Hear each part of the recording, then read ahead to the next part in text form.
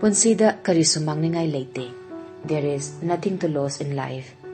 Punsi haibase atong bamangzaba haiba karisu leite because you came with nothing. Thokliba khuding aphababu oigera phatababu oigera nahakidi atong bangaktani. Yes or no? Aduna adongi punsido computer screen da pop-up amamam thoklakpaduga chap manana changdamnaba yai. Mayam loina ubiram lagani haina thazai. You are just a pop-up and pop-out. Marak asida nangna kayagi matik mashek mangal thokna thabak kaya tawba ngamlamgani adu khaktani hangliba wahangshi. Khwaidagi maru oina khangjingadabadi punsi haibase mortal ne. Nongma natraga nongma sikhigadaba punsi ne.